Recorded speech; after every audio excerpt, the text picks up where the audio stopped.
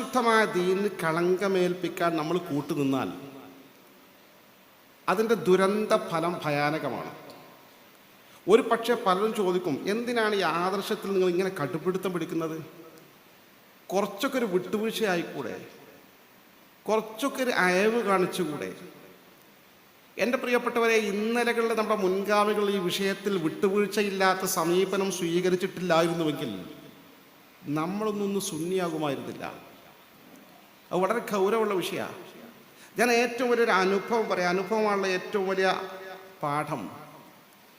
ഒരു 10-20 വർഷമായി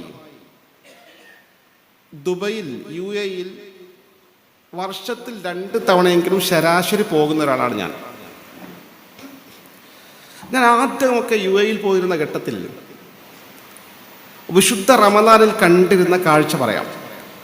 ഒരു 10-20 കൊല്ലം തന്നെ, ഒരു 2 പതിറ്റാണ്ട് കാലത്തെ മാത്രം പഴക്കമാണല്ലോ. എല്ലാ പള്ളികളും അറബ് രാജ്യമാണ്, മുസ്ലിം രാജ്യമാണ്, തറാവീഹ് നടക്കുമല്ലോ. UAE മഹാഭൂരിപക്ഷം പള്ളികളും തറാവീഹ് 20 റക്അത്താണ് ഇമാം നിസ്കരിച്ചിരുന്നത്.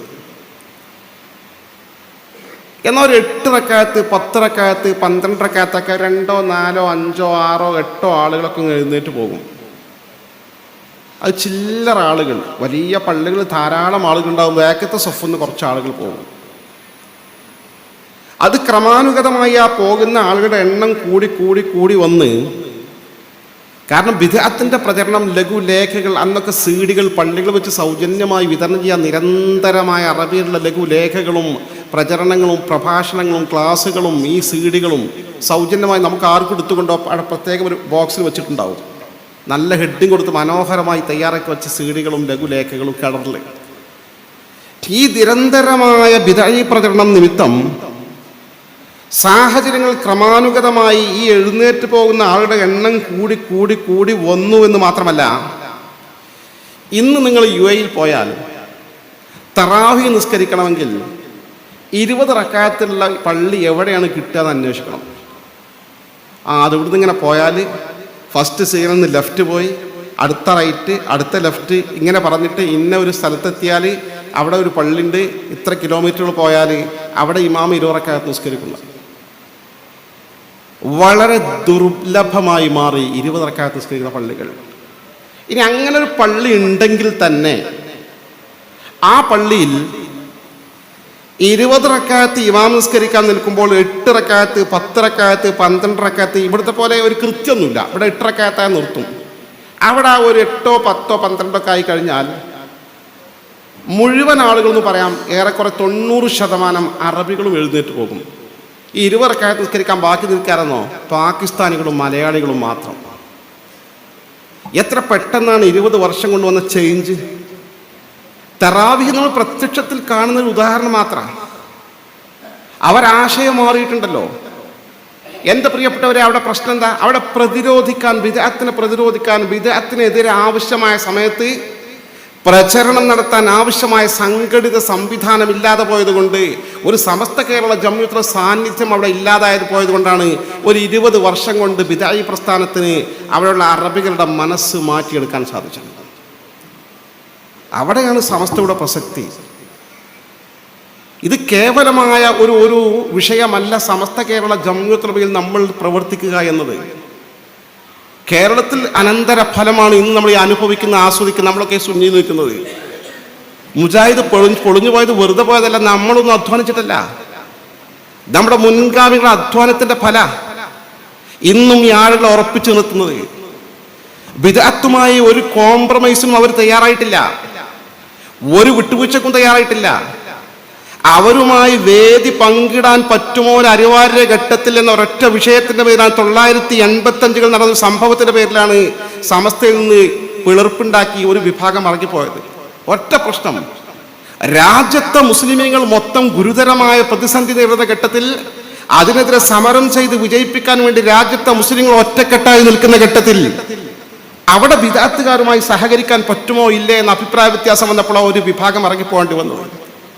അതല്ലാതെ ഈ തോന്നുന്നത് പോലെ മുജാഹിദ് ജമാഅത്തുമായുള്ള ഈ ബാന്ധവം, അവരുമായുള്ള ഈ കൂട്ടുകെട്ട് അങ്ങനെ സുന്നത്ത് ജമാഅത്തിന്റെ പരിധിയിലൊന്നുമില്ല, സമസ്ത കേരള ജംഇയ്യത്തുൽ അജണ്ടയിലില്ല. അവരെ നമ്മൾ മാറ്റി നിർത്തേണ്ടവരാണ്, അകറ്റി നിർത്തേണ്ടവർ. ഇത് പറയുമ്പോൾ തീവ്രത എന്ന് പറഞ്ഞിട്ട് പലല്ല. സമസ്തയുടെ 95 വർഷക്കാലത്ത് ചരിത്രം പരിശോധിച്ച് നോക്കി, സോവനറിൽ കിട്ടുമല്ലോ. അതാണ് സമസ്തയുടെ ചരിത്രം. ഒരു വിട്ടുവീഴ്ചയും ഈ മേഖലയിൽ ഉണ്ടായിട്ടില്ല. എത്രത്തോളം എന്ന് വെച്ചാൽ നമ്മുടെ മഹാന്മാരായ പണ്ഡിതന്മാർ പറയുമായിരുന്നു, നിങ്ങളൊരു പക്ഷെ വിചാരിക്കും ഒരു മുജാഹിദിനോട് അല്ലെങ്കിൽ ജമാഅത്തുകാരനോട് കൂട്ടുകൂടിയാൽ നമ്മുടെ ആശയം അങ്ങോട്ട് കൈമാറിക്കൂടെ, എങ്ങനെ തിരിച്ചു കൊണ്ടുവരാൻ സാധിച്ചാലോ? മിഥ്യാധാരണയാണ് അവസ്ഥാന്മാർ പറയുന്നത്. നമ്മൾ അങ്ങോട്ട് കൊണ്ടുപോയി ചെയ്യുള്ളൂ. കാരണം ബിദ്അത്ത് എന്ന് പറഞ്ഞാൽ രോഗമാണ്, രോഗം. സുന്നത്യമായ തന്നെ ആരോഗ്യമാണ്. ആരോഗ്യമുള്ള ഒരാൾ രോഗിയുമായി കൂടിക്കലർന്നാൽ ആരോഗ്യം പകരൂല, രോഗം പകരും. ഇതാണ് വിഷയം. നമ്മുടെ അനുഭവമാണല്ലോ.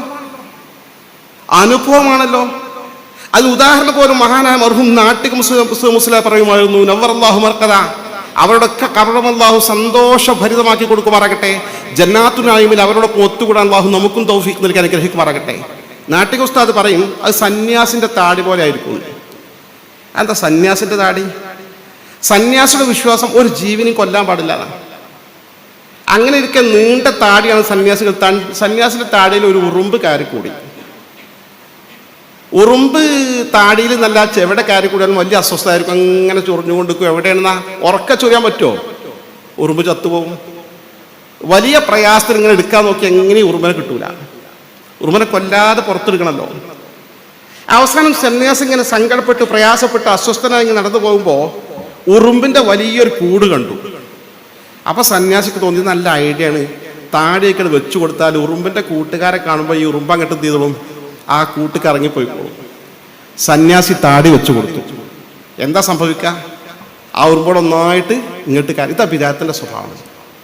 ആ ബിദ്അത്തുമായുള്ള ഒരു അനുരഞ്ജനം സമസ്ത കേരള ജമാഅത്തിന്റെ അജണ്ടയിലില്ല. സമസ്ത അതിൽ വിട്ടുവീഴ്ചയില്ലാത്ത നിലപാട് സ്വീകരിച്ചിട്ടുണ്ട്.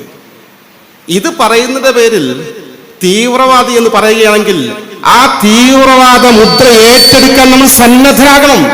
ആ കാര്യത്തിൽ വിട്ടുവീഴ്ചയും പാടില്ല. മറിച്ചൊരു തീരുമാനം സമസ്ത കേരള ജമാഅത്ത് 95 വർഷക്കാലമായി എടുത്തിട്ടില്ല. നമുക്ക് അവിടെ നിന്ന് ഈ പരിശുദ്ധ ദീൻ ആരൊക്കെ വിട്ടുവീഴ്ച ചെയ്യാൻ തയ്യാറായിരുന്നാലും ശരി, കളങ്കമില്ലാതെ പോർലേൽക്കാതെ ഈ പരിശുദ്ധമായ ആദർശം പൂർവികർ നമുക്ക് കൈമാറി തന്നതുപോലെ അടുത്ത തലമുറകൾക്കും കൈമാറി പോകാൻ ആവശ്യമായ പ്രവർത്തനങ്ങളുമായി വിട്ടുവീഴ്ചയല്ലാതെ നമുക്ക് മുന്നോട്ട് പോകാം. ദയാനിധിയായ അല്ലാഹു തൗഫീഖ് നൽകി അനുഗ്രഹിക്കുമാറാകട്ടെ. ആമീൻ ദുആ ചെയ്തുകൊണ്ട്